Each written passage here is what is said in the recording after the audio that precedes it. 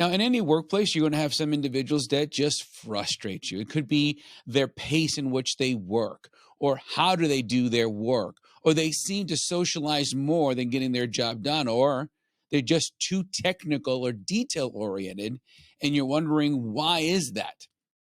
Well, for the most part, it's because they may be opposite of your natural style, your natural ability, and how you see the world and experience the world around it. As leaders, we must take the opportunity to make sure that the information was clearly understood, because common sense isn't common, and how we communicate is our responsibility to make sure it was understood. But first, we have to understand ourselves.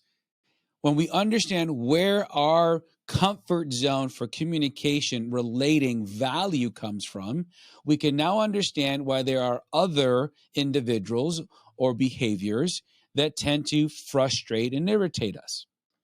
So there are two ways to communicate with any human being on the planet. Number one, listen and observe to the pace.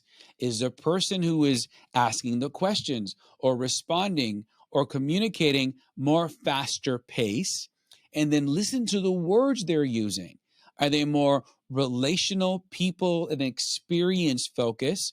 Someone that says, I feel, is more on that relational side in that part of the conversation. Someone who says, I think, tends to be more in the task.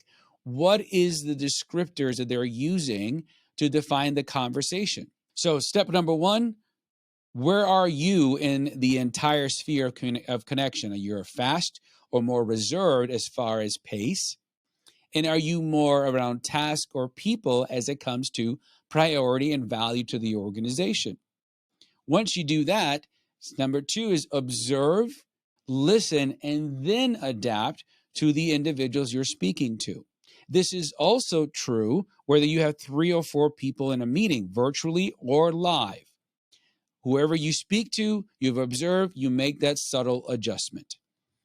And number 3, make sure that you're creating the appropriate environment for everyone to feel comfortable, to have an open conversation and feel comfortable with each other.